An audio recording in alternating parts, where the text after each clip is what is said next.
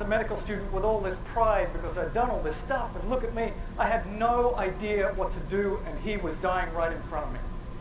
And it's only by luck that another car stopped behind, out jumped this strapping lad, came up and did something magical, which I now realize was just a basic airway maneuver. And he said, I just got off a shift from the ear, and a seed had been planted. At the same time in Australia, MASH was the biggest show on TV, and Hawkeye was the guy. He could do things, he was smart, chicks digged him. One time he actually took radar, threw over the radio how to do a crike, and the patient survived. I wanted to be this guy, I wanted to have those practical skills. In fact, many of us in med school at the time wanted to be him. It was at the end of a histology class, which really makes you question why you went to med school.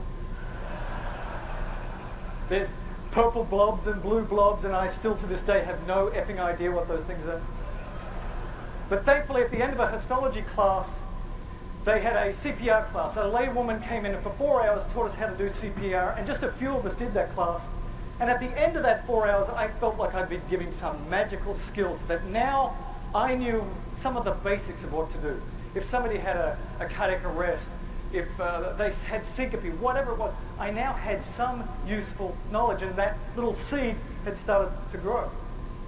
So I did my rotations in emergency medicine, I did them in surgery, I did them in OB, I did all of them, but it was the emergency department that got me. It was the speed, it was the skill set. I could see you could take this stuff you learned here and take it onto the streets, and of course there was the voyeurism.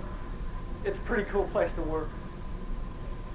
So that seed started to grow and grow, and of course there were more shows. Everybody in emergency medicine is handsome, beautiful, they're constantly having sex with each other. Nobody ever dies. Emergency medicine. We know that's not true. We know that it's exhausting. There's nights and weekends, there's sleep deprivation. There's asshole consultants constantly.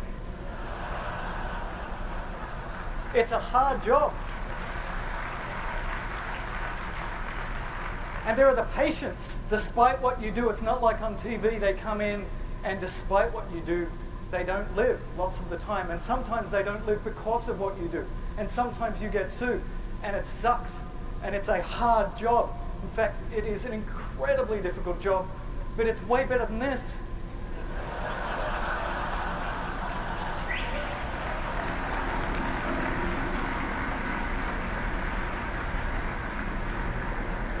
So that's my story.